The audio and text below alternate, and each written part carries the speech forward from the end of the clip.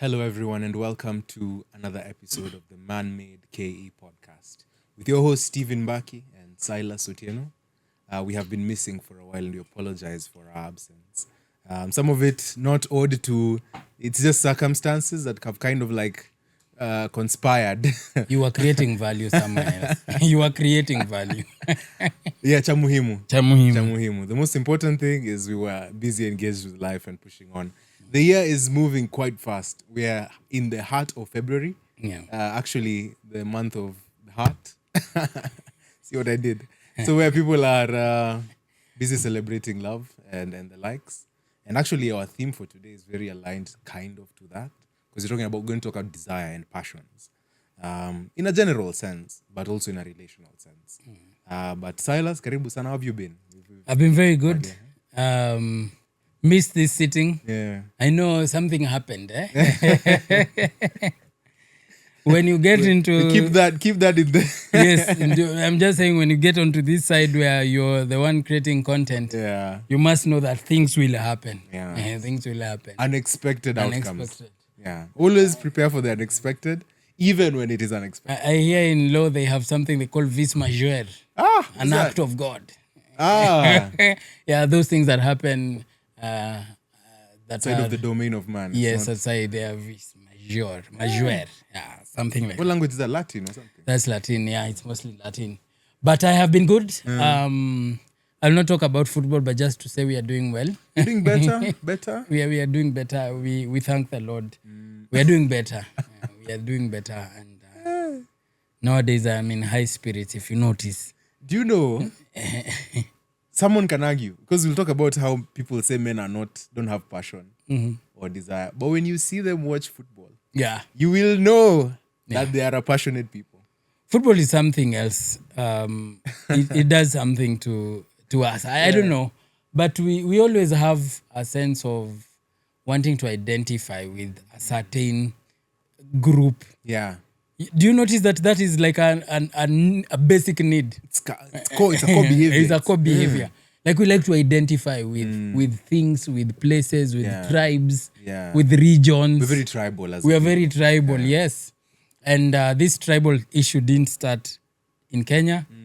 It started way back, even in, remember the 12 tribes of Israel? Yeah. Remember in Judges there is Shibboleth and Sibboleth. You remember when they wanted to find out where someone came from and they were telling them, can you say Shibboleth? And if they said Sibboleth, Oh, they knew you were from this side. the lake side, the Sibboleth. But anyway, we like to identify with a certain group and so many things. And so it gives us a lot of meaning and purpose. That's why you find it's Manchester which is winning and you're saying we won. You didn't kick a ball. I didn't kick a ball. I didn't contribute. Did you contribute any cent to their to their Not account? a cent, but you're you're- very passionate about what they're doing. Yes. Okay, so. It's just that identity that we like to take. We like to identify with things. And yeah. So Alright. I've been doing well. I'm reading The Laws of Human Nature by Robert Greene. Somebody had requested us to do it. And by the way, if you have any book suggestion that you would like us to do, you can let us By know. all means, yeah. There is How to Win Friends and Influence People. Those are the kind of books that are on the lineup. Books on human nature. You as a psychologist are going to enjoy those things. Let me tell you, I am in my element, in my domain. You are in your feels domain. like home. This I feels like was home. reading it and sometimes I would recall the things you were saying. Yeah, but I have found that human beings are very interesting. We are I was to ask interesting. you actually, Yes. why are you so passionate about human nature? I am so passionate about human nature because I feel like there are so many things that we were not told. Yeah. When we grow up as children, we grow with expectations. There is what is expected of us. I grew up being told, don't do this, it is bad to do this, but I was never told why. And if it is bad, I've never understood why people do it. Yeah. Why people still do it, and it is bad. So, like I gave this story during COVID when my friends got into very nasty divorces. I got very interested to understand why. So my aim of going to study was to go and just read about marriage and understand why would some people who once loved each other so deeply really hate each other to this extent that I have seen? And so when I went there, I discovered that it is not really the relationship. First, stop at relationship, look at man, masculine, and look at feminine gender. Now observe those two genders. Yeah. Are they the same or are they different? So, in terms of how they react to the world or relate to the world. So I came and looked at men and observed men in terms of men in history and their relationship life, even through the Bible, if you observe the men there. And I went to women. I came and discovered the expectation that we always have of each other is that we operate from the same wavelength. Reality on the ground is that we don't. We actually don't. We actually don't. Women operate in their own domain. Men operate in their own domain. Yeah. Now, for you to be able to relate well, to be relational with these people, you have to understand their domain. You have to understand it. That's true. That's true. You understand their domain. You understand them as a human being, as human beings of the feminine gender. And if you understand them, you will know what they react to. You will know how they behave. Yeah. Then when you know how to behave, knowledge is power. You will use that knowledge. And they say education is a competitive advantage. So when you're educated on a matter, you can compete well in that field. Yeah.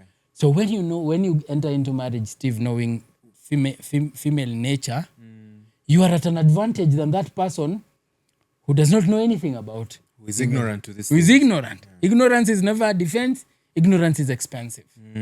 So when I started reading these things, I could see my friend's relationship and where I couldn't get it 100%, but I could almost point out to why it didn't work out, why it will not work out.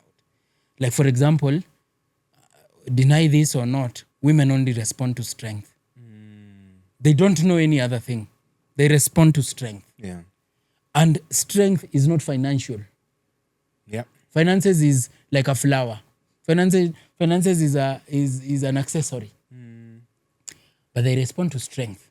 Strong men have a greater, for lack of a better way to put it, command, and I don't mean command meaning that authority nini, but have a greater move for or pull of women than the weak ones. Okay.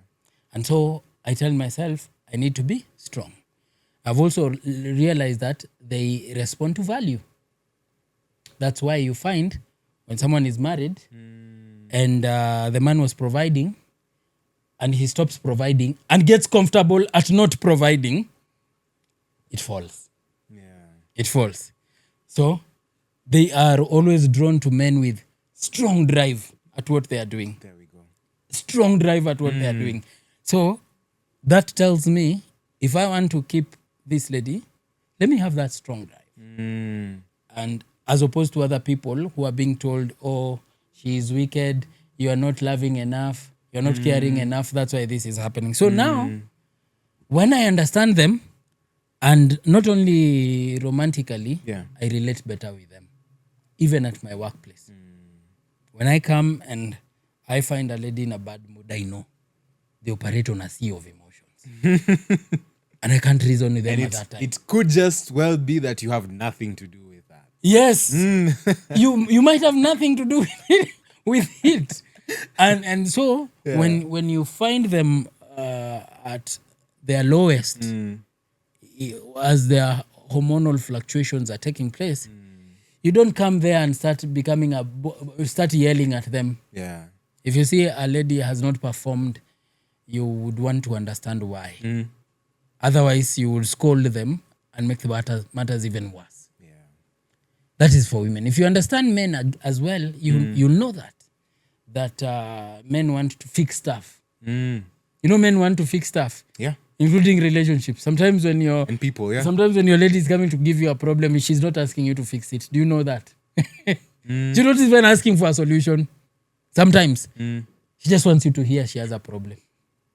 And you know what you should do? You should just nod and say, I hear you. Sometimes that is all they want.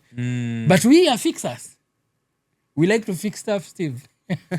Isn't it? Hata ukiambiwa kitu kidogo, you just want to fix. You just want to fix. You just want to fix always. So I realized that's a mistake. Because at some time, a man would be trying to fix a woman, and she's wondering why is she not appreciating my fixing. She was not looking for it. She wasn't looking for it. You gave yourself a job. You gave are yourself not a job. But why did you give yourself that job? You didn't understand. It's in your nature. Yes. It's in your nature. And even when ladies are relating with men, they will realize that these men like to fix stuff. So sometimes when you don't want things fixed, just let him know, because men communicate directly. Let him know directly, I'm telling you this, just hear me out. I just want you to hear me out. Don't fix. Right. Sometimes guide your men. Ladies, sometimes guide your men. Just tell him if you don't want him to fix. Communicate with them. Communicate with them. They don't know these things. They don't know these things. Don't assume they know. Don't. Please, just be kind. By the way, they don't know. They don't know this. And you know what? That forms a very good backdrop for the start of our episode. Again, welcome everyone once again to the Man-Made K podcast, where we unpack all things masculinity in the 21st century. And our mission is simple: to re-energize, rebuke, and refocus men so that we can embody the highest standards of masculinity. And our podcast, or our movement per se, is predicated on three fundamental beliefs. One, that the triune God created man in his own image and likeness. He created them male and female, two very distinct categories of people. Number two, that all men, including ourselves, are exceedingly sinful and in need of a savior. And the third and final belief is that Jesus Christ, the Son of God, who is also the second person of the Trinity, is the only perfect man who has ever walked this earth. And he embodied perfect masculinity. He's the one we seek to emulate at the end of each day, because ultimately all men, they fall short, we ourselves included. So look to Christ. Otherwise, today we're going to talk about desire. And one of the things that I've read about passion or desire is that it's like a fire. It's a fire that's been set in us. And we're going to talk explicitly about men, but also touch on how it manifests in women, to just show that contrast. However, it's like a fire. Now, a fire can be constructive or destructive, depending on how it's guided. If you let the fire build and burn everything, it will consume and it will be destructive. If the fire is put in a place such a way that it can create warmth, it can be able to light a food and so that people can get meals to eat, then that fire is able to be constructive. If it's able to produce energy, and that energy is able to be converted into something else that can create things. In a blacksmith, the way they were dealing with those things. I actually feel like if I was back in the olden day, I think I would have desired to be a blacksmith. To be a blacksmith. A gifted one at that. Melting iron and core elements. Making swords. That looks like a job. And then you build muscle in the process. It's a job that's physically, what happened to society? Anyways, I think we found easier ways of doing things and we became lazy. Again, the easy times create weak men. Yeah. But all in all, passion is, or desire is put in every single one of us. Neutrally. It can, however, be both constructive or destructive. It can be evil or it can be for good. So Silas, what do you understand by desire from where you stand? I'll begin with passion, because we are doing passion and desire. And my note says most men are confused about passion because they think it's something you feel. It is fire. It is goosebumps. That's not passion, it's emotion. That's emotion. So people assume or think that being passionate about something is a matter of feeling how strong your feelings are towards that thing. But when you talk about feelings, you're talking about emotion. So he says, my notes say that that is emotion. It is not something you feel. It is what your life keeps bending towards even when you are tired. So passion is what your life keeps bending toward even when you're tired, bored, broke, rejected, or misunderstood. It is that thing that you keep bending towards, you keep going towards, regardless of your external circumstances. Yeah. Yeah. Regardless of whether you like it, regardless of whether you are succeeding in it at the moment or you're failing in it. So when you're passionate about something, you tend to go the external factors do not determine how committed you are to that thing. You are just there. Even you sometimes don't understand why you are still there. It's true. The people around you think you are crazy because they don't understand why you are there. It is. I'll say it is those things, that thing where your heart or where you constantly go or are driven towards, regardless of what happens outside of you. Yeah, that actually aligns with what I have here. Okay. Like passion is a deep and sustained inclination towards something that gives meaning, energy, and direction. Exactly. Deep and sustained being the keywords there. Deep and sustained inclination. You are bending that way. That's what you've talked about. Yes. Regardless of circumstances, regardless of what's going on. Yeah. You kind of like focused fully on the task at hand. And you cannot say you're passionate about something Yeah. when you face a discouragement or a setback and you quit. And you quit. So quitting is one of the evidences that you're not You are passionate, not passionate about something. Yeah. There are guys who say, I have a passion for music. Then they create a song, then it doesn't go as hard as they are. Then they quit. Yeah.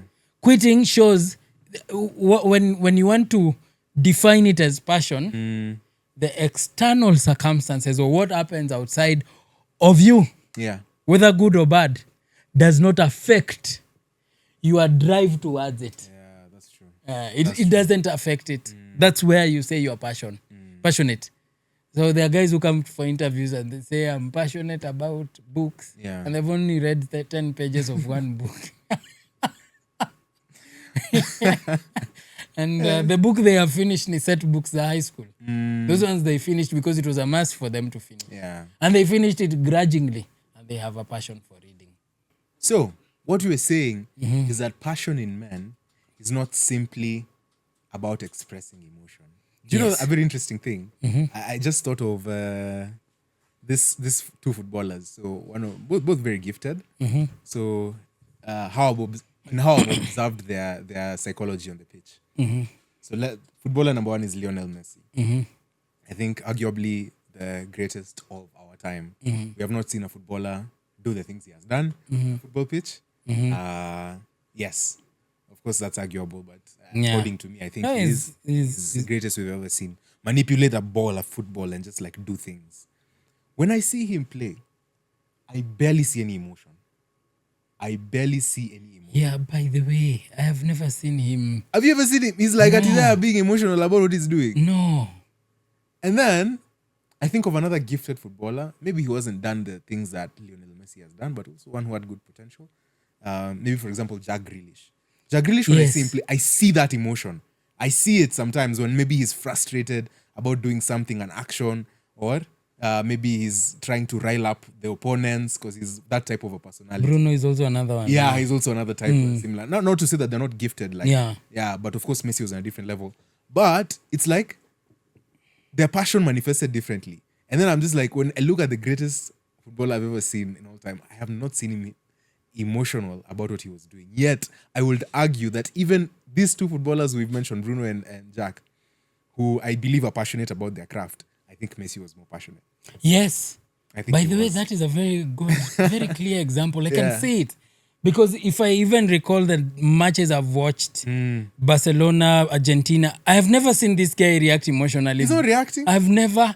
And he's so good with the ball. You might think there are guys who are arguing that he sticks the ball on his foot. On his foot. Because he just moves with the ball in a Yeah. very funny way. Yeah. Yeah, he's not. He doesn't show any emotion. He doesn't seem like he's affected that much by what is happening by around what is him. Yeah. happening around him. And I think that is a very strong passion over something. Very, very strong passion. That attains that level of mastery. Yeah. It's devoid of the emotion that we see. It's not like necessarily correlated with emotion. Yes. While it can be accompanied by, not to say that he's emotionless, but when I saw him play, rarely or Rarely would you see. seldom would I ever that's see true. emotion. That's true. That's very true. Yeah. A man doesn't discover his passion by asking, what makes me happy? I argue that God did not put put us here on earth to be happy. God is not concerned about our happiness. God is concerned about his glory and us doing that which we were kept here on earth to do. Everyone has a purpose and a reason why they are in this earth. And that reason and purpose, God has so cultured it that if you leave it out, it gives him glory. Yeah. It gives him glory. So when you want to discover a passion, you don't ask yourself, what makes me happy? The things that make you strong don't make you happy. That's true. The things that make you strong don't make you happy. Yeah. The gym doesn't make me happy. No. I don't go there to look for happiness. As a matter of fact, I go there to look for pain. Because I know pain is the prerequisite of growth. Tension, stress is the prerequisite of growth. So if I was to ask myself, what makes me happy, I wouldn't ever set foot in the gym. It does not make me happy. He says he discovers it by asking, what pain am I willing to endure without quitting? What is your cup of tea in terms of pain? Yeah. It's always about increasing the threshold. It's like, Yes. bear with the pain for this season. Because I like to say, you're looking forward to it's going to be better. I like to say God has a great sense of humor. He has designed this. The laws of nature, whether you believe in God or not, the laws of nature dictate that the better you'll be at something, the harder you'll do it. Or you'll try to do it. Yeah. The harder you'll train. The taller you want a building to go, the deeper you have to dig the foundation. The deeper you have to go. The more eloquent you have to be in your speaking, Yeah. the more training you have in reading and practicing it. So it is, if you do less, you'll never get more out of less in this world. There are people, for example, they want to do less work. Yeah. They want to do less study, but they want to be very knowledgeable. People like to ask me where I get this knowledge from. And it is just these things. And reading these things is not fun. Reading books is not fun. It's time. Concentration. Attention. Concentration, attention, and nowadays everything is struggling for is fighting for our attention. Yeah. You start reading a book, there is a notification of something. So sitting down and reading is not an easy thing. Yeah. It's not something that you can do easily. Yeah. So it takes you to be very committed in preparation. Yeah. You know what people see is only the 2-minute clip on TikTok. Do you know that's what they see? Yeah, that's what they see. That's what they see. But behind that is hours of books and so many things. Hours of books, hours and hours and hours of study. Yeah. So it is, God has a great sense of humor. He does. It is in the hard stuff, Steve, Yeah. that you will be okay. Actually, Genesis says, it is by the sweat of your brow that thou shalt eat. And that's the concept of everything in life. It is. Yeah. Now, passion is a motivational force. And it does govern our attention. It governs our effort. It governs our identity. You know? It's like a drive. Yeah. A drive that governs these things. At the end of the day, every single one of us, because people have argued that men are not passionate, they don't have desire. Really? Some have argued Okay. that because they don't do certain things, they don't speak emotionally, or that they're not passionate about. You see, problem is, and Steve, this is where now I get into turbo mode. Problem is, the things that we have been told, the things that we have been told, Yeah. and the things that we have been taught from a young age when we are growing up, you come to discover the older you get, the more you realize that these things were not accurate. Or they were different from what we have believed or trusted. That's true. Like, for example, you're not told how when you see movies in the past, the movies that were coming when you were young people, that had the word passion. The depiction of the man in that movie, the main character, is the exact definition of a simp.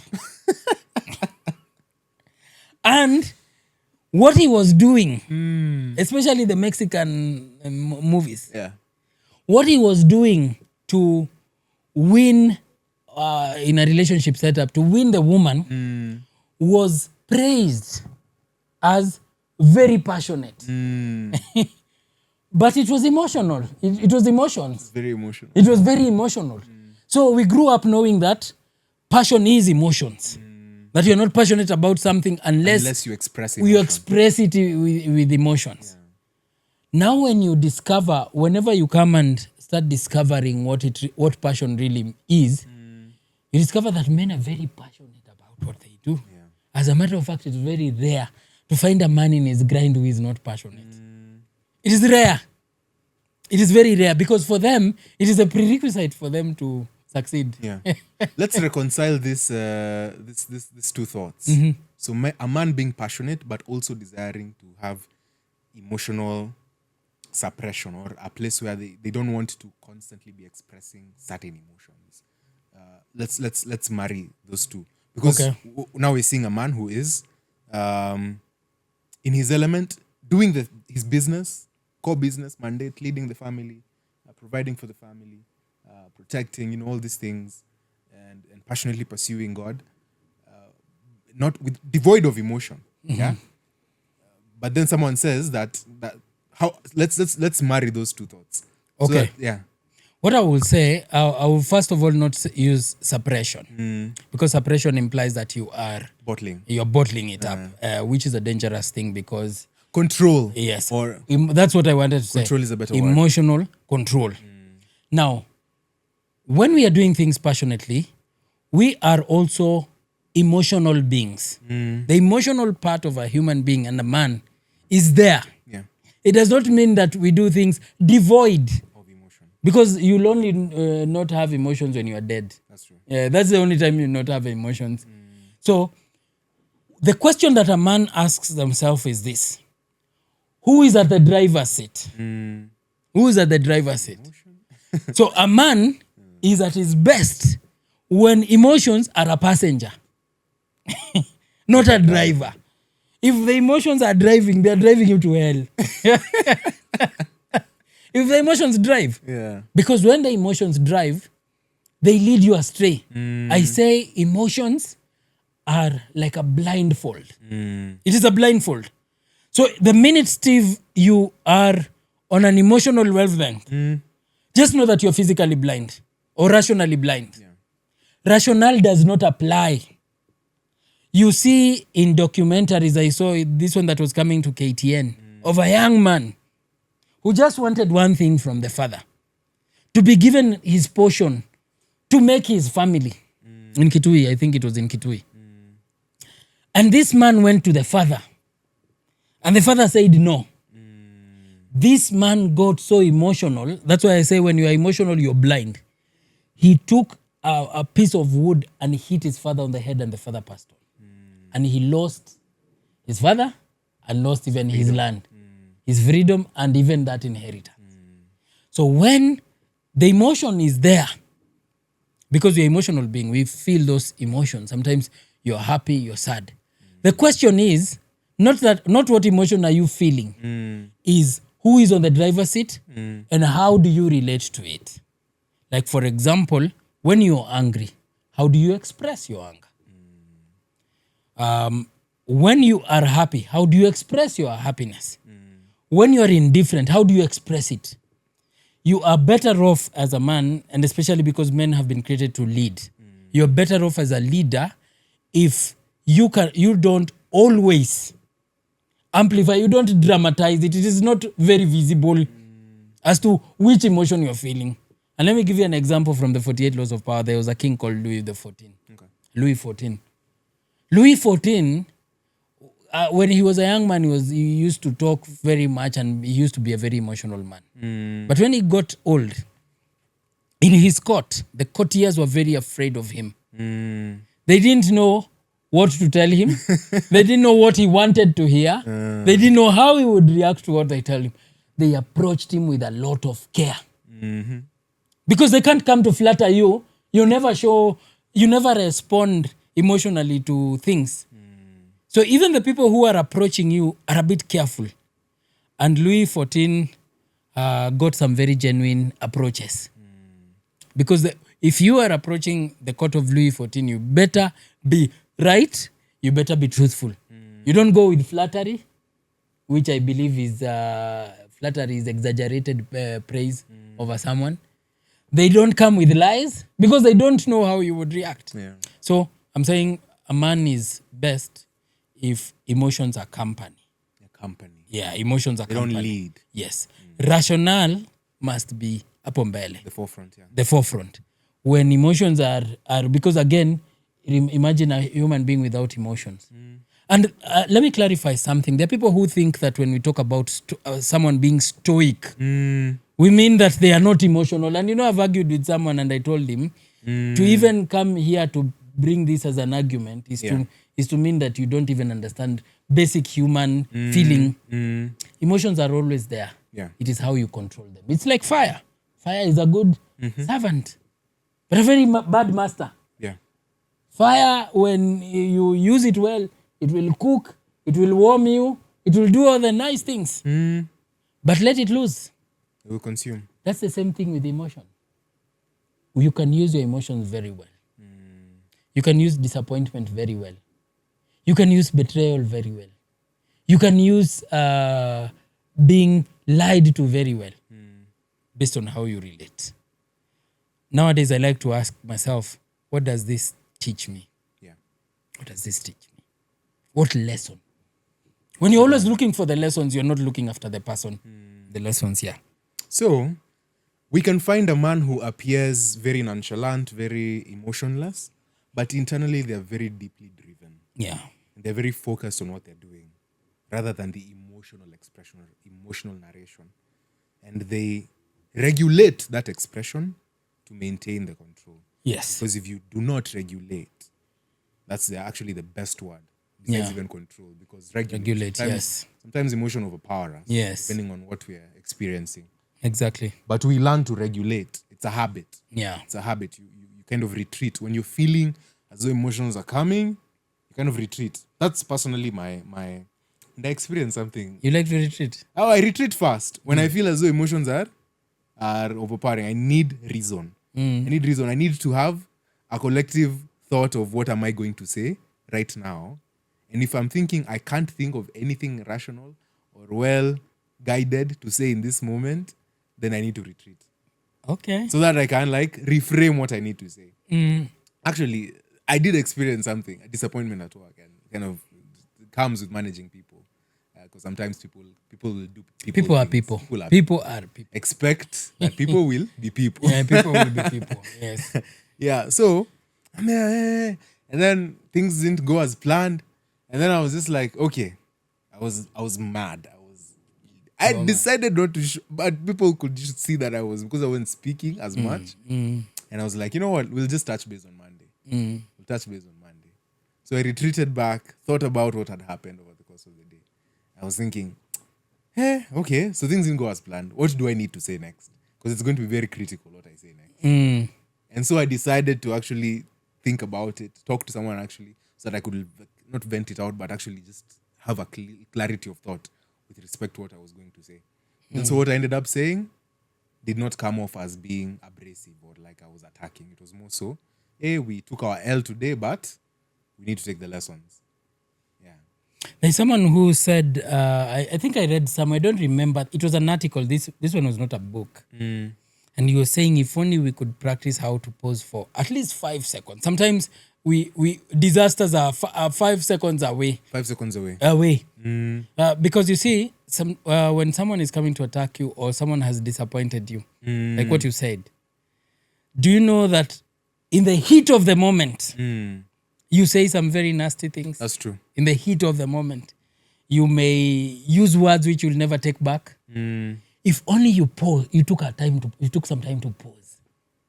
Imagine you took a pause. Yeah. Just 5 seconds pause. Your rationale would have come back. It would have come back.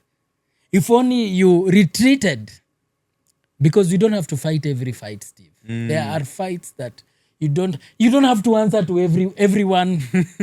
Do you know, I hear so many things sometimes, and especially if you're in a leadership position, you'll hear a lot. Yeah. People don't fight with people below them. They fight with people above them. First of all, when you see people fighting with you from a leadership position, number one, it is usually admiration. It's usually admiration. We don't fight people we think are lower than us because we already believe we've defeated them. You see, you can't go and conquer a nation and then go and start fighting them again. No. You see, you are done, dusted, on to the next one. So number one, you who is in a position of authority, when you see people are fighting you, it's an acknowledgement that you are greater. Take a pause there and then understand these guys, sometimes it is admiration. We hate what we have not become. Yeah. Sometimes we hate on what we want to become. And why we hate on it is because why is he there? And that is where I want to be. So I'll have a problem with you because the problem is not actually with you. It's just that you're the one occupying that seat. That's why I have a problem with you at the moment. So understand that first.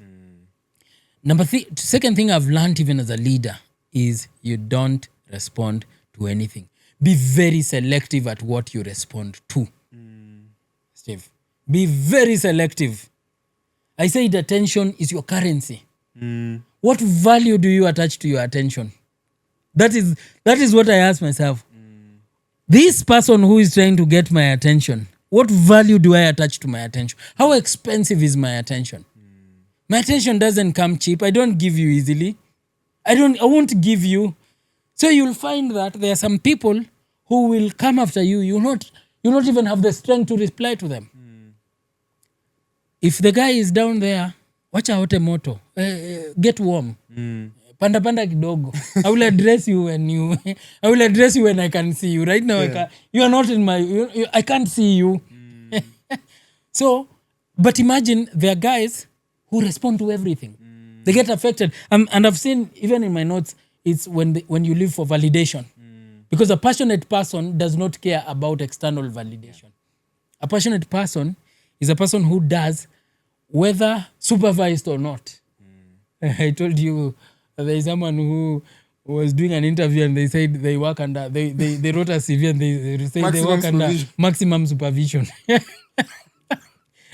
You see? Yeah. So passion is devoid of that supervision. It is not needed. It is not needed. So you don't respond to everything. You are just very selective at where your energies lie. And most of your energy would be directed to that thing that you can do regardless of what. And it comes as second nature. Like you'll discover, Steve, as the more we continue doing this, the more naturally our conversations flow. That's true. They just flow. Sometimes these guys who like to fidget here are the ones who tell us that time is up. Yeah, because we lost sense of time. We lost sense of time. It's just a conversation. Yeah. So, and we don't care. We are not bothered so much about where we are as a channel, as a YouTube channel. We know we will grow. Growth is inevitable when you're offering value. Yeah. But for now, we shoot it. Yeah. Shooting this thing takes time. Keep the content going. Yes. There's something about emotional regulation that I want us to talk about, because now we've already dissociated passion and emotion. Yeah. And we've talked about a man who's emotionally regulated but very passionate. Yeah. Because they're still pursuing what they need to pursue. They're doing the right things. The problem is, if we don't have outlets, things can be tricky. If you don't have outlets, then sometimes these passions don't disappear. They can be directed in wrong places. Yeah. You can find that you get addicted to certain behaviors. You can find that you start showing aggression. Yeah. Because you lacked proper outlets. Yeah. It can be also through obsession. Yeah. Through obsession sometimes. True. And sometimes it can be through escapism. So I think what can we do as men to kind of regulate ourselves? That emotional regulation, I think, is very important. We have stressed it time and again, but I think it's important to remind people that there are things that we can do, the activities that we can engage in that help us regulate our emotions better as men. Yeah. First of all, I'll talk about hitting the gym. Hitting the gym. Like I told you in the past, I used to excuse myself as an angry person. Imagine that tag. You know me, I struggle with anger. Imagine owning such kind of a thing. Owning it is not taking responsibility. Yeah. But I come to realize that the more I exercise my body physically, the more I get disciplined, the more I get focused on the things I focus on, the more I get focused, the more I regulate my emotion. Because you see, in the gym, you learn how to become a friend of pain. Yeah. You become a friend of pain, Steve. When you are a friend of pain, what is disappointment if it is not some level of pain? What is betrayal if you don't feel pain? Yeah. What is anxiety if it is not some level of, it comes with its pain. What is being left? It comes with pain. Yeah. If you make yourself a friend of pain, I'm not saying that you will not feel pain, but you will have a very different relationship with pain. You will have a unique relationship with pain, whereby it is okay. Yeah. You learn how to say it's okay. You learn how to say it's okay. I am disappointed. I have had this loss, but it's fine. I can handle it. I handled the bench press. 80 kgs yesterday. I can handle this. You see, I did squats. I can handle this. Yeah. That is one way. The second one I saw is reading books. And we have people who have written about how to regulate emotion. We have people who have written about it. Yeah. We have to understand that there are people who have gone before us, who have gone through what we have gone through, even worse. And they have written to us to tell us, brother, don't pass by this route because this route is going to lead you to destruction. I read, there is a book by a lady. She's very popular on YouTube, Eva Pompaures. She's ex-CIA, no, not CIA, Secret Service. Good service. Okay. Secret Service operative, a lady. Very disciplined. Yeah. She talks about bulletproof mindset. She talks about being bulletproof in your mind. She's the one who I got where she said offending her is a huge privilege she's giving to you. If you offend me, I am giving you a lot of privilege. I am making you are privileged, my friend. You managed to get under my skin. Imagine if you worked with that mentality. Mindset that anyone who offends you to the point of you reacting exercises a lot of power. Exercises a lot of power over you. How much power are you going to hand over? And these things don't come overnight, Steve. For anyone who is struggling in this life with these things, emotional regulation, if you are struggling with this thing, start practicing. Exercise your mind through books. Exercise your body through working out. Yeah. Do those things. Be conscious of what makes you angry. You have to be conscious about it because then you can be able to monitor. This is what triggers me. Sometimes someone says something, I listen to them and I tell myself, Silas, inside, respond to this and it's going to go downhill. Hii ukijibu, regardless of how soft you want to speak, this one is going downhill if you give it an answer. I have a very huge button on any desk I sit on. It's called the ignore button. It's like the one for the football for Donald Trump. You see nukes. Ignore. I have an ignore button. Kiona tu activated. I open my suitcase and I press the ignore button and ignore. You will have a lot of peace when you know how to ignore so many things. Yeah. There are guys who come on TikTok here and they abuse you. Or they say something that is meant to make you feel some type of way. Ignore them. Ignore them. Just learn how sometimes to look at someone like this and then turn your back and leave and not say anything. When you culture your words, when you calculate how much you give in terms of power, you'll find that most people are not worth time. So I think I have gotten these things from reading these books. Yeah. And then again, finding people, podcasts like this where we talk about these things. Yeah. Because I can tell you, no school teaches you this. No school. I've been in school for those years. I've never been sat down and thought about emotional regulation. Imagine, Steve, we are producing IT specialists. We are producing doctors. We are producing lawyers. We are producing judges who cannot control their emotions. Policemen. We are producing those kind of people. Politicians. They can't. They have no control. And you can tell someone who doesn't have emotional control. Yes. They speak and say things. Yes. Yeah.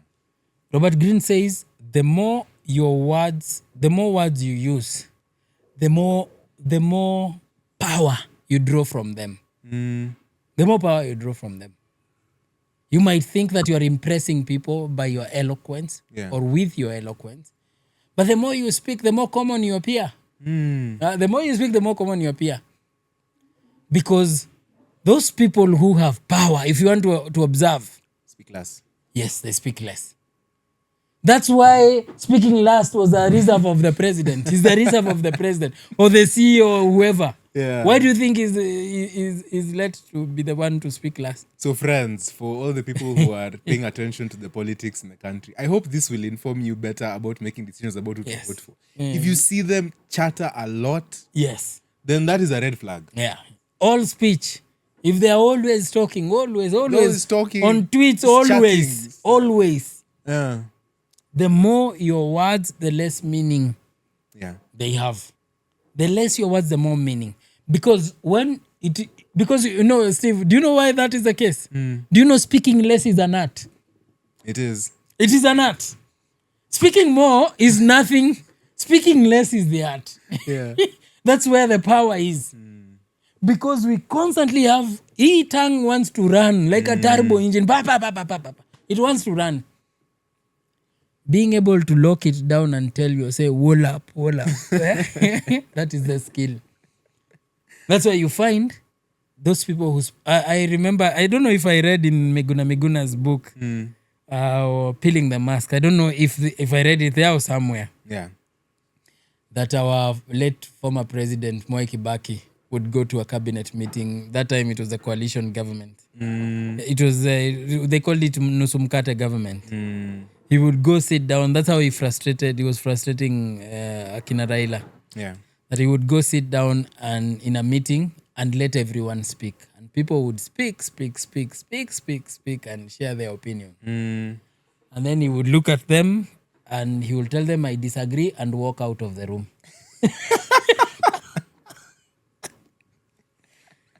You can imagine how much power. Imagine. Just based off those two words. Yes. No explanation. And you didn't explain what you disagree with. You just disagree. And you are in the meeting for hours, just listening. Well, don't agree with you and walk out. That's frustrating. It is. Don't you see how powerful that is? Yeah, it is. So, the real power is the control of our words, the control of everything. Yeah. Is where the power is. And this actually correlates with what we read in scripture. In the book of James, where it talks about like that, controlling the tongue. Yes. And speaking less. Yes. It's actually a biblical principle. It's a biblical principle. God is telling you, shut up, my friend. Why are you speaking? Don't run your mouth. Don't run your mouth. Yeah. Yeah. Do you know we have Christians who think they are holy and they run their mouths? Instead of understanding that you can be righteous, let me tell you, we are very funny Christians. Yeah. There are those things that we know in Idhambi. This one, you cannot be a Christian. But there are those others that we don't pay attention to as much. Like you've pointed it rightly so. Speaking too much or speaking less is a biblical principle. Unaambiwa don't speak too much. Unaambiwa don't speak too much. Control your words. There are other verses that say, let your words be seasoned with salt, that it may benefit your hearers. Yeah. So the more the words, the more banal they seem, the more common they seem, and the less benefit they have to your hearers. Actually equates to doing contrary to what the Bible has told. Exactly. Yeah. So there is a terrible speaker that is looking at a glutton and he's saying, thou glutton. We'll go to heaven by the grace of God, Steve. That one is my conclusion. Guarantee. That's my conclusion. It's a guarantee. You will. There is nothing you will do Yeah. that you will ever be perfect. And by the way, even our listeners, when you're listening to us, please understand, we are not perfect. No. We are not even sharing these things because we have mastered them. No. This is a result of research. And even as we share these things, sometimes we beat ourselves. Sometimes I speak about things I struggle with. Yeah. It is our way of trying to beat ourselves to become that which we want you to become. Yeah. So when you're looking at us, don't look at us as role model. Don't look at us. By the way, we will only point you to observations. We'll not point you to us. We are growing together, baby. We're learning together. But then please understand this. We are not role models. We are just students like you who are reading books. And we come here and say, so when you see me struggle in something that I have taught you not to struggle with, don't come with a moral high ground, riding the horse telling me, you see, you are telling people. I am suffering also. I am suffering. I am on this journey like you. No, we are in this journey together. No one has arrived. Yes. You only need to remind me. You remember in that podcast you said we should regulate our emotion? Yes. Just remind me. Remind me. Remind me when I forget. Tumia your clip. Nitumie your clip because we always forget. We always forget. Now, I want us to unpack something very interesting. Yeah. From the relational angle. You like to talk about the relational angle. Exactly. And when you've mentioned that the man depicted in those shows, the soap operas, the Alejandro, and that depiction of that man does not correlate with what men should actually be, from your perspective. Yes. And when there's a time when you sharing that thought would have been tagged, would have been labeled with the tag toxic masculinity. Toxic. You're telling men not to express their emotions, not to show love or affection and all these things. Well, that is that's not exactly what you said. That's not what you said. Exactly. And the problem here is that there is a foundational difference between how we express emotions as genders. Yes. And if you do not understand how that manifests, then that might cause you now to label people as toxic. You don't understand that foundationally we are not the same. Exactly. Because when you tell someone to label what is not toxic masculinity, they will now ascribe you feminine tendencies. Exactly. And then you're like, okay, so wait, so you're telling me that I should be more like a woman? Is that what you're telling me? You're actually telling me to be a woman. You're telling me to be that. You're telling me to be a woman. Yeah. And so they can't fully describe to you what is not toxic masculinity. That's why we don't like that word and we don't subscribe to using it. Steve, the world looks real through our lenses. The real world is in our lens. Yeah. Now you have an assignment. That is default settings. Steve at default settings, his truth revolves around through your lenses. Through my truth lens, is through your lens. You don't have any other lens.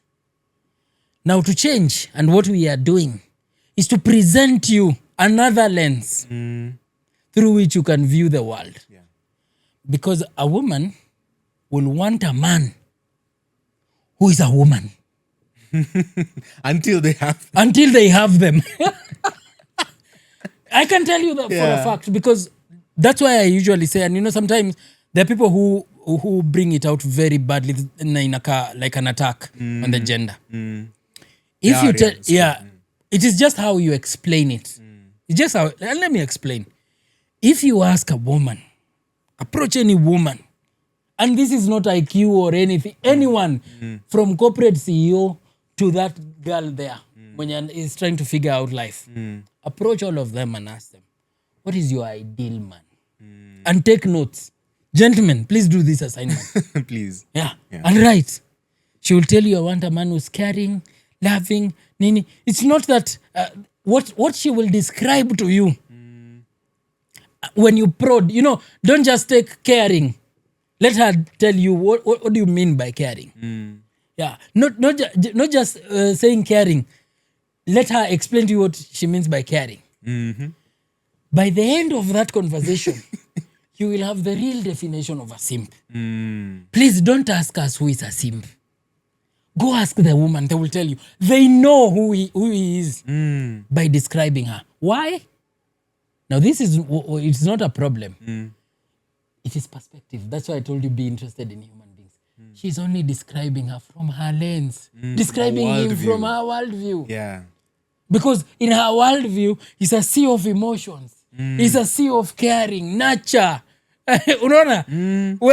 A person who is brought up to nurture and to care for stuff cannot describe a person who's brought up to conquer. You see, Tessa said something very important that I will never forget here. I asked her, what do you look for in a man? She said she doesn't know, she doesn't know what she looks for in a man until she sees it. Wow. Yes. Okay. Until she sees it, that's when she will know. So by description, that's why we are saying, when you listen to what a woman is telling you about the kind of man she wants, and by the way, another qualifier, let me qualify this statement. When a woman says, I want a caring man, a loving man, I want a kind man, they're not just saying they want any man to be loving, caring, and kind. They want the man they are attracted to. They want the woman they are attracted to be caring and kind. Yeah. They will only accept kindness and caring from that person. From that person they are Any attracted other to. person, Any, your it's care cringe. and your kindness will be received very wrongly. Very wrongly. Very differently. So we have to understand those things. Yeah. When whatever she is describing, she's describing the man she's attracted to. Yeah. What she wants from him. Because when a woman is attracted to you and you care for her, she appreciates it a lot. When a woman is attracted to you and you love her, you protect her, you show her those two feminine. She won't be appreciated. She will appreciate it when she cares. When she is attracted to you and you do those things that she was describing, she will appreciate it. Yes. But not from any man. Not from any man. Kenodia. Have you taken note? It is not any man. It is you first establish that you have a relationship first, a romantic one, and then do those things she will appreciate. So when you come to the men, we also have a downside with men. There are men who want women who are like them. Let me give you an example, Steve. And I've said this in 2 other episodes. Men are very direct in their conversation. Yeah. Steve, let's go and shoot a podcast. Yes, let's go shoot it. Steve, are you angry? No, when a man is angry and is your friend anakwambia, by the way, umenikasirisha sana. They're very direct. They tell you, umenikasirisha. And it's not a big deal. You apologize and you are like, cool, let's play PlayStation. Men are like that. So to expect a woman that you are romantically involved with to be like that is to ask her to be something she cannot. She cannot be. That's true. You get into an argument with your woman, it's gonna take her time. It's gonna take her time. She's not going to come around overnight. I have already apologized, so you must be okay. She's not Steve. You'll apologize to Steve and Steve will be like, it's good. You said sorry, we are cool. Let's go on with life. For her, she's in another world of emotion. She has to chew those words. She has to regurgitate. She has to do all those things before she can really get over it. So when you're in a conflict with your woman, give her time and space. Give her time and space to process her emotions. She is allowed to. Absolutely. She's allowed to. So imagine when a man is getting into a relationship and she expects the woman to behave towards him like the way his best friend behaves towards him. That's not going to work. Disaster. So it is understanding, it's regulation, it's knowing. You will not regulate what you don't know. Yeah. You can't control what you can't monitor. You can't regulate what you don't know. If you don't know your triggers for anger, Steve, you won't be able to regulate your anger. That's true. You won't be able to regulate. So it calls for knowledge. And that's why the phrase in the scripture, he has let him hear what the Spirit is saying to the churches. That's why it is repeated. If you have ears here, understand that these things we were never taught, Steve. I wish we had lessons in school of intersexual dynamics, not coming to be shown graphic pictures of HIV AIDS. They don't help anyone. They don't. Not That coming person to will be, still get out of school and start being yes, a jogo. yes, You know? not being shown of pictures of burnt up lungs, being told that if you smoke, you will do like this. Come and sit with people to teach them emotional regulation. You'll not struggle with the smoking. Practically. Practically. When they can regulate the emotion, they will regulate what gets into their mouth. They will know. By then, they will know. To get people from alcohol is not to show them graphic pictures of people who have been messed up by alcohol. That is the equivalent of how pastors used to scare people into salvation. You utachomwa, utachomwa. And you're shown a movie. So unaokoka unakimbia hapo, hey, sitaki kuchomwa. You see, we have time has told us that those ones don't work. We forget because we are forgetful. Yeah. But if you teach a person how to regulate themselves, if you teach someone discipline, imagine the series we've done on discipline, Steve, and you tell them that discipline is a virtue. And discipline implies you controlling, not being mastered by anything. Who will be mastered by alcohol? Because being mastered is in discipline. It is. So you'd rather teach discipline than show graphic photos? Show let them attain mastery. Yes. And then they will be disciplined. Exactly. So the lessons that were reeled to us, Steve, from a time we were young, were warning shots. It's like I'm telling you, I'll shoot you, then I shoot up a candle. Pa! I will shoot you. Try to move. So we grew up not understanding why. I grew up not understanding why I should not have many sexual partners. Why? What's the problem? You see? And so many millennials cannot explain to you why they were warned from the things they were warned from. They can't explain. They were just warned. They were just warned. And we need to be... That's why we have this podcast.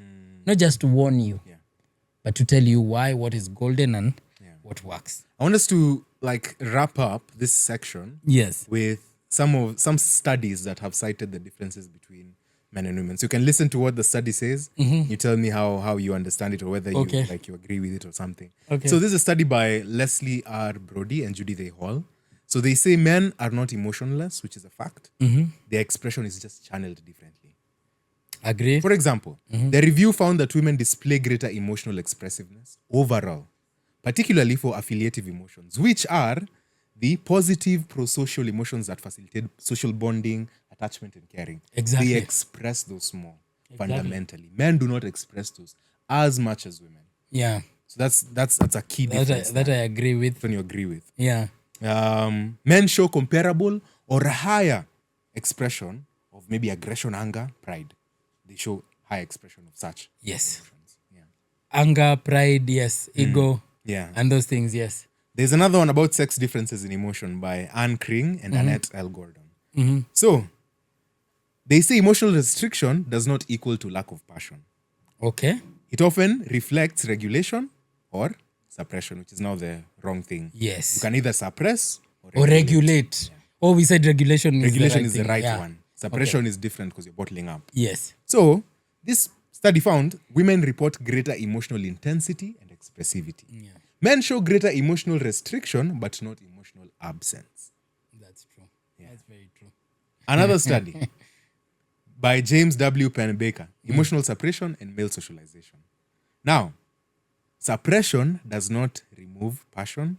Sometimes it internalizes it. Okay. So, this one demonstrated that suppressing emotions increases physiological stress. Men are statistically less likely to verbally disclose distress. Yeah. So, that person who's suppressing, we're telling people not to suppress. Suppression does not remove that passion, it just internalizes it. Internalizes it. It takes it inside, so it eats you from It within. eats you from within. Yeah. And there's nothing as problematic as something that is eating you up from within, both from a physiological perspective and from a psychological perspective. There's a song by Flame, The War of the Minds. It's a song purely on those people who have had psychological issues. And there is nothing as dangerous as something eating you from within. Yeah, and men, honestly, I think I relate to this a lot because we have to battle ourselves. Yeah. First and foremost, we have to conquer ourselves before we can go out to start conquering things in the world. And other, we have to conquer ourselves, attain mastery of ourselves, know what it is that makes us tick. What is it that makes us like behave in certain type of ways. And when we understand that, when we can conquer that, and I think that journey is lifelong.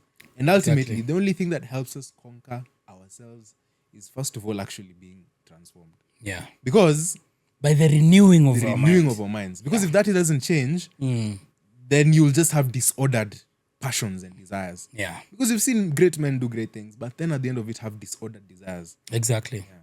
Yeah. And it leads to ruin if you are disorderly in how you look at these things. It leads to a lot of ruin. Yeah. The cost far outweighs the benefit of what you might get from that momentary satisfaction Yeah. of indiscipline. Yeah. Costs you more than you can ever gain. And this is now a very interesting one, final one. Normative male, this is a big word. Normative male alexithymia. This is a theory by Ronald Levant. Now, it suggests that men are socialized to have reduced emotional vocabulary. They don't know how to describe the emotions. Not because Yeah. they don't feel them, but they don't describe them. They don't have a habit of describing these emotions. I have a practice I have with some of the GSS kids in the school. When I ask them, but hey, how are you feeling today? For the boys, it's usually a challenge for them answering that question compared to the ladies. And by the way, I would like to tell our ladies this. Understand this. Whenever you see your man is going through something and he's suffering, and you ask him what is wrong, and he tells you nothing, he actually means nothing. It's the truth, by the way. It's the truth. He does doesn't not want to be know. bothered. He does not know how to tell you what he is feeling. He doesn't know. When you're asking what is going on and he's telling you nothing, just believe him. When he can't emotionally express himself through words, The world could be coming down, and he'll be like, I'm fine. but he does not have those words to say how he's feeling. You know, like me, I feel very awkward expressing myself.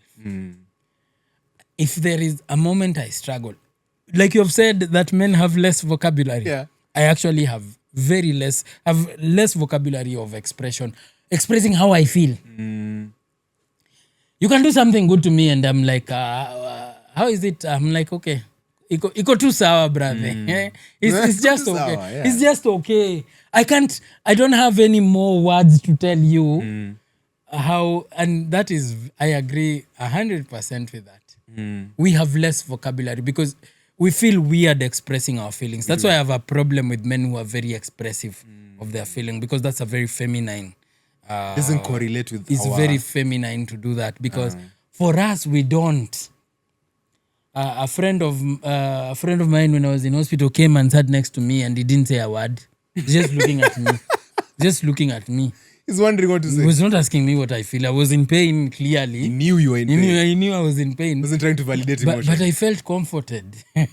by his presence, Yes. even amidst the silence. Even amidst the silence. Sometimes that silence, it's the truth. I don't have words to express. I don't have words to express.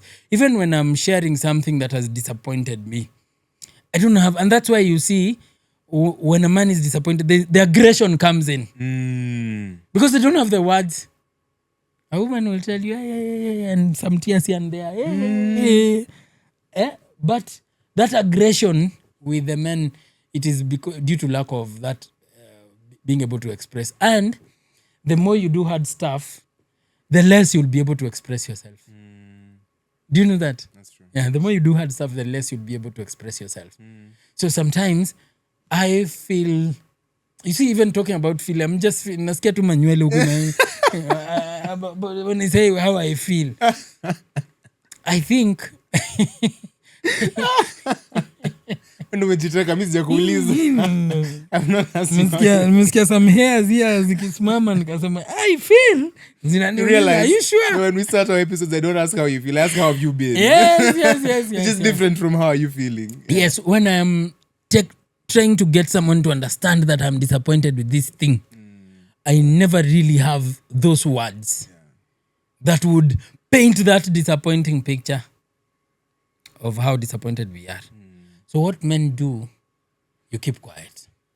Sometimes you can look at someone and you're very angry. You decide to keep quiet. So that one I really agree with it, and it has hit home. It's hit home.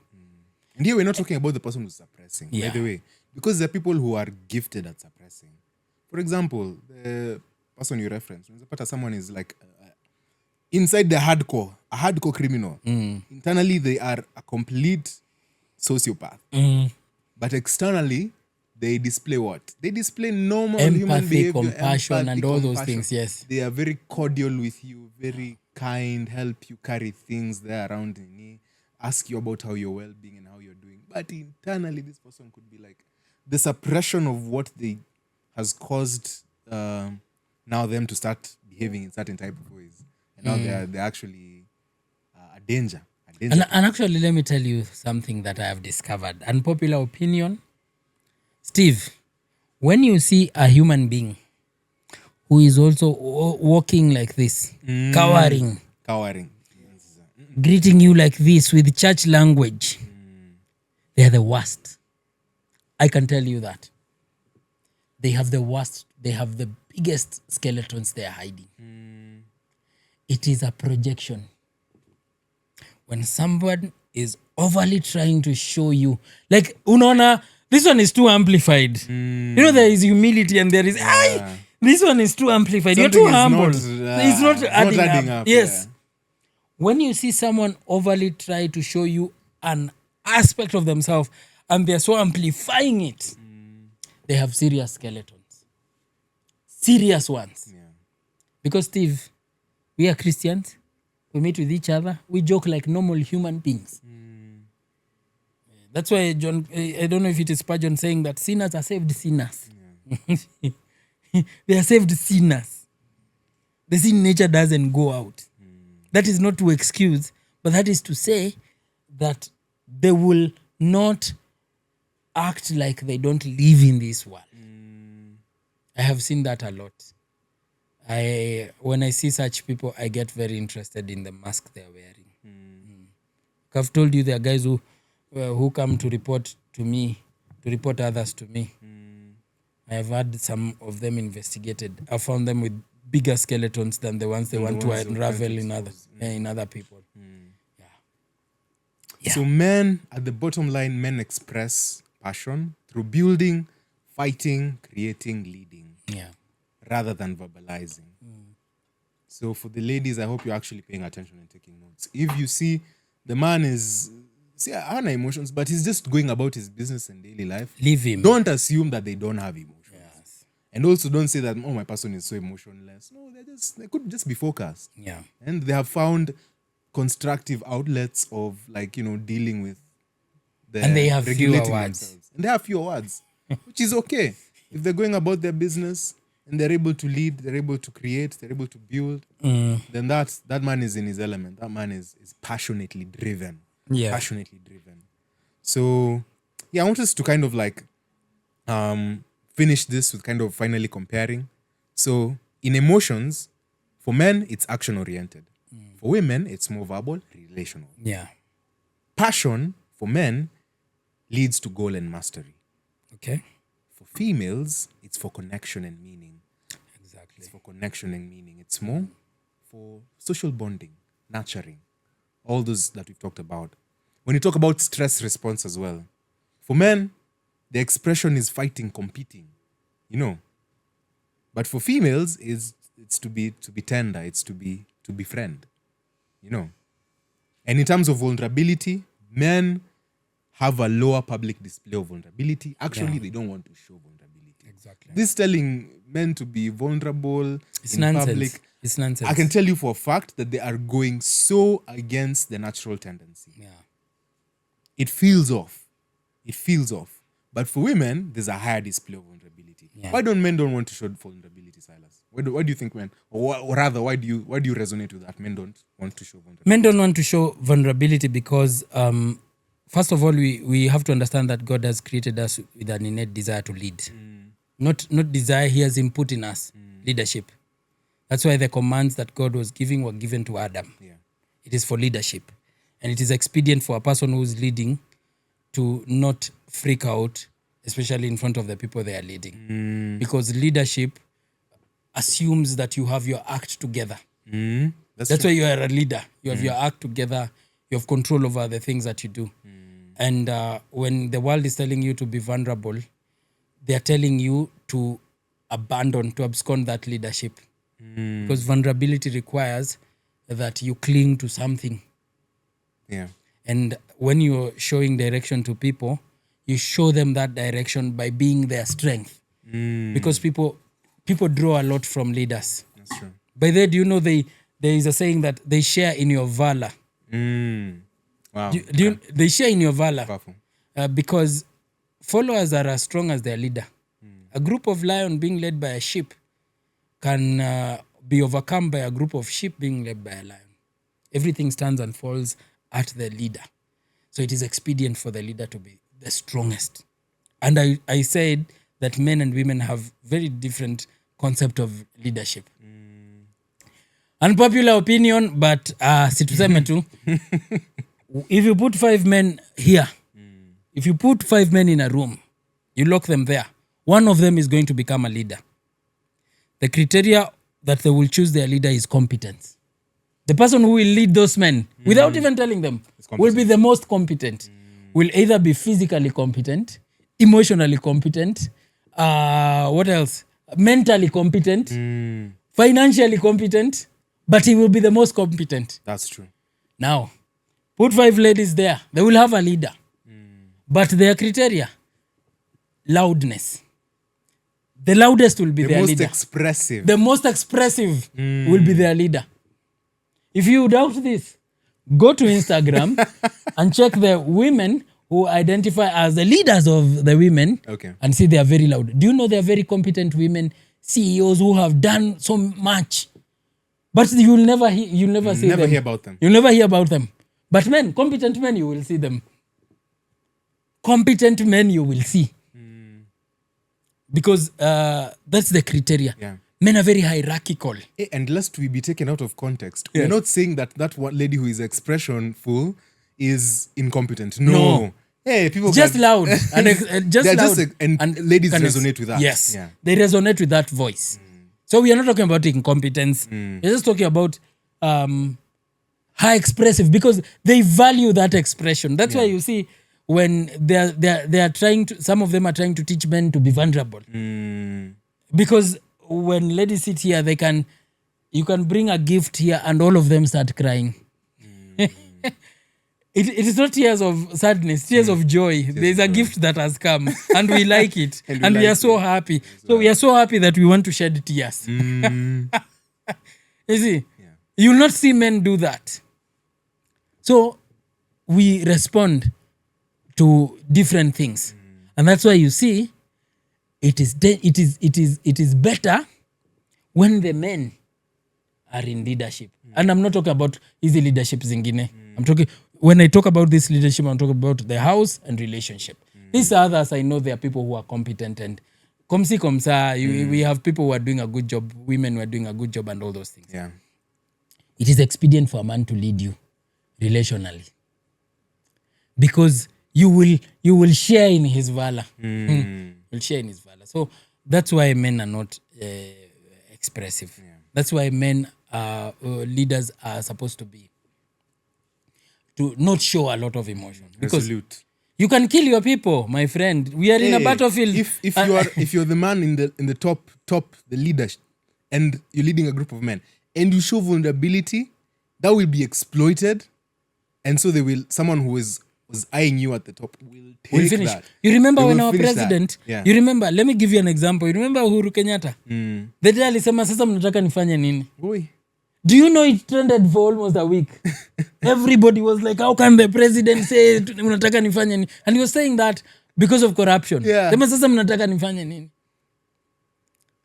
And I think he learned from there. I've never seen him vulnerable again. The whole country was in panic mode. If our president is saying his hands are tied, who are we? Who are we? Where are we going? Mere man. You see why it is dangerous for a leader to freak out? Yeah. It is even if you freak out, it could be shaking, just don't show it. Don't show it. Whenever you're seated with people and you're leading them, even in a crisis situation, show them strength. It is not sexy as they are telling you to show vulnerability. It is not. It's not. Yeah, it is not. It actually puts them off. It puts them off. They will not trust in your leadership. They will not trust in your ability to lead. And they will be right in not trusting your ability to lead. So that is why I think men should not show. So it is not an emotional argument we are doing. It's a situational argument. We are not showing an emotional argument. It is situational. I hear this conqueror was called, was it Julius Caesar or Napoleon Bonaparte? One of them was a very short man. Napoleon Bonaparte was a very short man. Very short, yeah. But he didn't face the consequences of being short. He had all the women and all the power. So he had something else that made him very competent. Yeah. Yes. All right. So, guys, we have unpacked passion. This was just an introductory episode. We've looked at various angles, various definitions. We've looked at how it's different, expressed differently in both men and women. And, how lack of emotion doesn't necessarily mean that someone does not have passion. And especially for men. Yeah. Because we're not expressive per se in our pursuits. We're more so deeply driven. But internally, we're also very volatile. Yeah. We also have things that we're battling. So you see a man out there, by the give them grace. Give them a hug. Or give them a hug. Give them grace or a hug. Or a hug. And at the end of the day, let's just keep pursuing this knowledge that it would build us. Yeah. We would know how to behave, what makes us stick where we are the way that we are, and why we are different from the other gender, and why that's not a bad thing. That's actually not a bad thing. So keep learning. So stay tuned for what we're going to be covering next as we continue to deep dive into passion and desire. See you on the next one. Peace.